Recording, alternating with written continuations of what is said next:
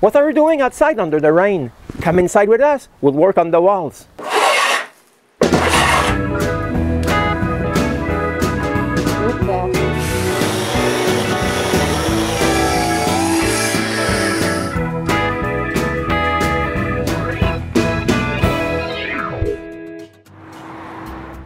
Now that the exterior is mostly finished, I can start to work on the inside. The first thing I do is get ready to install the wall insulation. So I begin by nailing all the electrical wires to the structure. So the wires won't interfere with the insulation.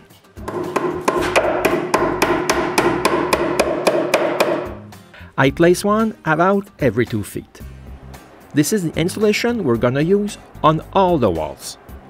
For those of you who are not familiar with this product, it's made from stone instead of fiberglass. All the insulation is done by René. It's very easy to install. Most of the 2x6s are at the dimension of an insulation bat. But when one has to be cut, we just use a normal serrated bread knife.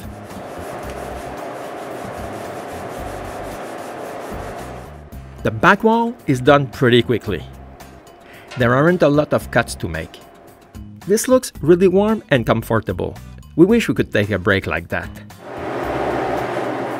This is the back wall covered with insulation. Now René must work on the other walls. But the rest goes pretty slowly because of all the cuts caused by all the braces around the timber frame. But René is a champ. She finishes all the walls. Okay, almost all the walls. While she was doing the insulation, I was not only filming her. I had to take care of the electrical box corner. I need to do something to cover all those wires. So I bring inside one of my extra 4x6 from the braces. And with it, I'll modify the electrical corner. I need to cut a notch similar to this one so I can go around the top beam. It's a piece of cake with my new saw. I can make a full cut, or if I flip this lever, I can adjust the depth of cut. So I adjust it to the thickness of the beam.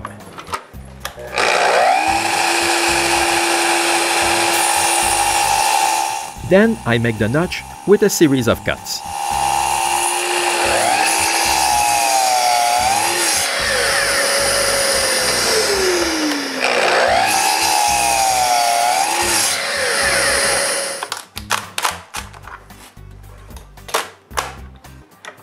After breaking all the pieces in between, I just need to plane the bottom smooth.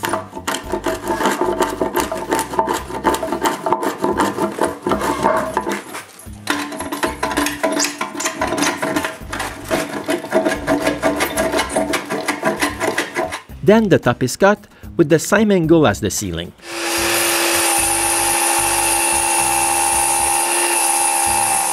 But the saw can cut to this depth. So I finish the cut by hand.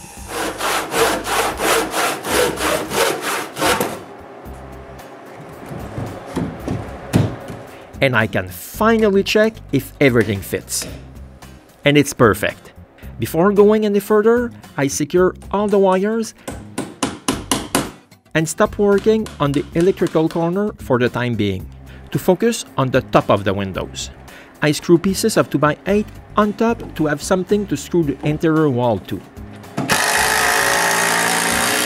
Then we're ready to spray the insulation into the spots that René couldn't fit any in. But before doing that, we cover the wood around the windows with painter's tape. And to prevent the insulation from going outside, I cut all around the windows frame. Now I can finally begin spraying the insulation, but it doesn't take long before I make a big mess. This darn foam puffs like crazy.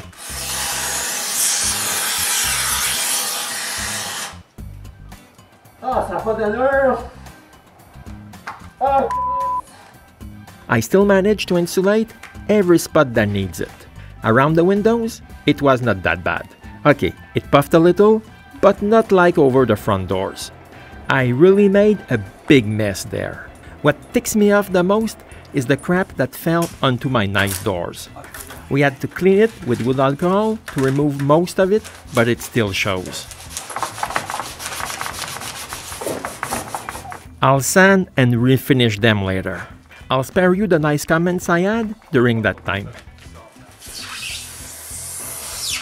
This nice job gives René the pleasure of cleaning it for an entire day. But now, we're ready to install the interior walls. With a little paint, this will look really nice.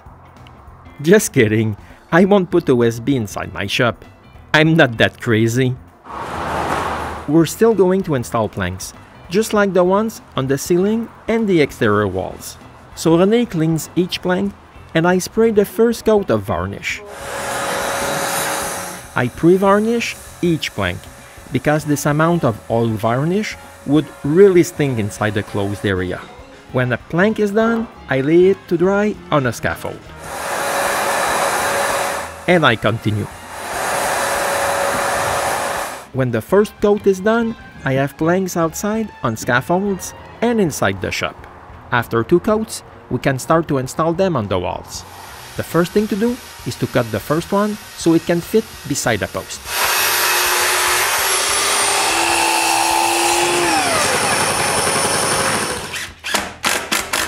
This is the actual first plank being installed.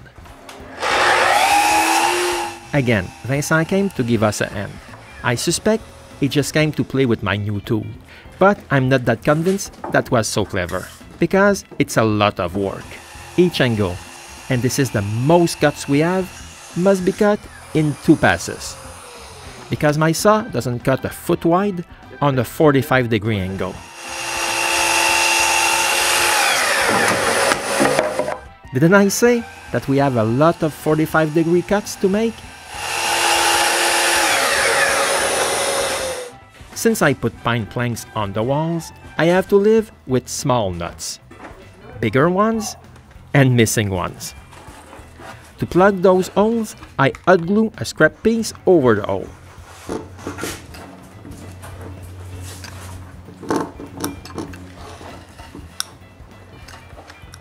Then I just screw the plank in place. This leaves me with nut holes, but at least I don't see the insulation. This is what we did on the first day, but this changes the look a lot. To really finish this wall, I need to put in place this 4x6, but it's too dirty just to install it there. So René sends it outside.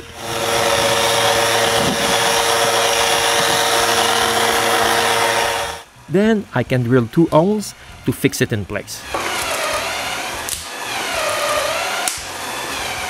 But only 2 screws is not enough. So I run a bead of construction adhesive on the stud beside the window. Then I can put it in place. To be sure that it will stay at the right place, I use a clamp. Then I screw both screws. But after René had sanded this piece, the braces looks really crappy. So she sands all the braces.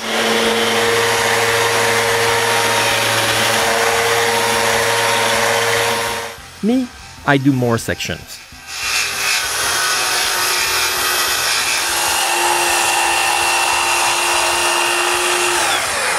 From time to time, I'm near a nut or too close to the side of a plank.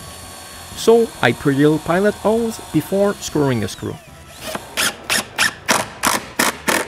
The length of the planks under the braces don't need to be really precise, because I'll cover the bottom part of the wall with more insulation and wood later. But the top one is another story. The cut must be really precise, and this takes time. But this is not the worst.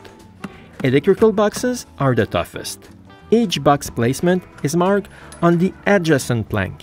Then I place the plank which will receive the box hole and transfer the marks. Next, I mark the placement of the box and trace the box shape with the pattern I used for the ceiling boxes.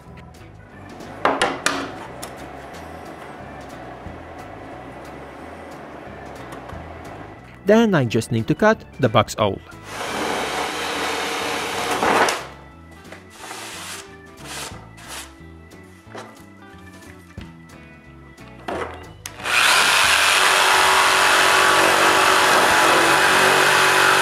Then I check if everything fits and fix it if necessary.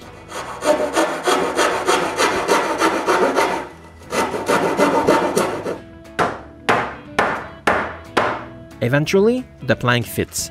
Now, I just need to repeat this for the 220 volt plug. When both of them are done, it looks a lot like those. After a while, I have more sections finished. I can finally start on the front of the shop. But we notice that around the switch plates, we still see some insulation. So I cut pieces of scrap and René glues them between the switches. At least we don't see any insulation anymore. Now both sides of the front doors are finished, but I still need to finish the electrical box section.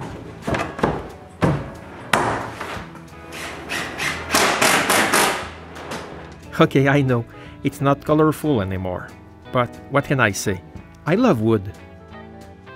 Even if it's not completely finished, like just under the ceiling and the back wall, I will stop working on the walls, so I can focus on the concrete floor. But this will be my next episode. So, for the time being, I can admire my work on the finished walls.